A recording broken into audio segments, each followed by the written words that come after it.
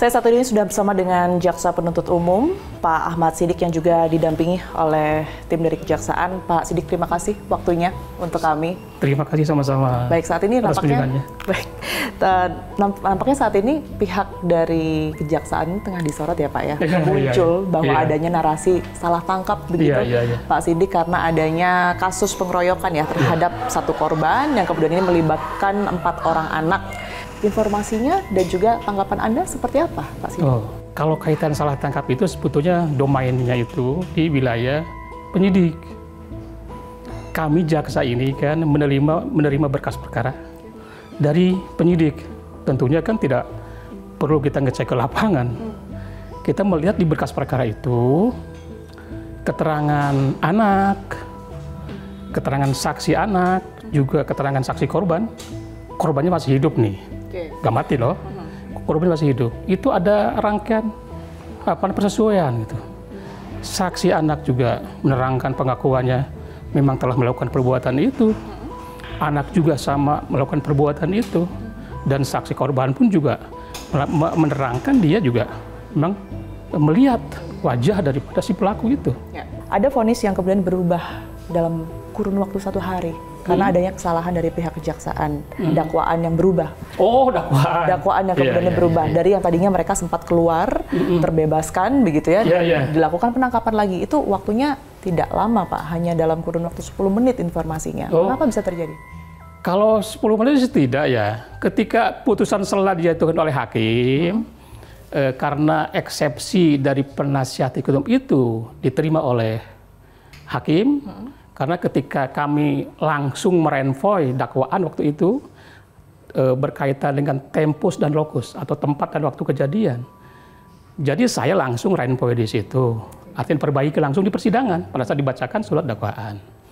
Kemudian hakim minta tanggapan dari penasihat hukum apakah renvoy ini bisa diterima atau tidak.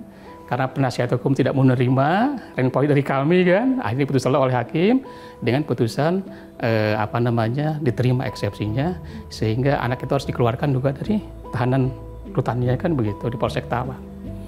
Ya kita harus melaksanakan putusan dari pengadilan.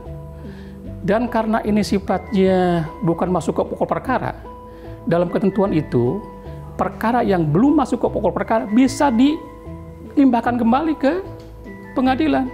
Bahkan dalam sidang putusan selah itu, hakim juga menawarkan kepada jaksa. Pak Jaksa, apakah mau ngajukan keberatan ke pengadilan tinggi atau mau melimpahkan kembali berkas perkara? Ya sudahlah, kalau masalah tempat dan waktu kan bisa langsung direnvoy. Kita pulang ke sini dulu langsung. Jadi yang salah ini poin apa? Tempat dan waktu saja. Tempat dan waktu saja. Harusnya itu ada di kasus apa, Pak Siddiq? Ya kebetulan dalam waktu yang bersamaan saya melimpahkan perkara yang dewasa yang perkara yang sama lah, jenisnya kan gitu ya. Pengeroyokan juga. Kita menyadari itu kelalaian kami mempunyai pelalian salah ya, kesalahan kami menyadari. Tapi bagi saya sebagai jaksa yang sudah beruban, bisa menjadi hikmah bagi semua aja lah. Biar saya melakukan kelalaian, tapi bagi jaksa yang lain harus lebih hati-hati. Baik, Pak Siddiq, terima kasih banyak atas waktu dan juga penjelasannya. Semoga bisa terbuka lebar ya sebenarnya, karena memang terakhir saya dengar mereka mengajukan banding. Ya, banding, tinggal nunggu putusan banding saja. Putusan banding, begitu ya. Semoga ini bisa terbuka seadil-adilnya. Terima kasih banyak sekali. Sama juga kita perlu seadil-adilnya juga lah. Baik, baik. Kita temukan fakta selanjutnya.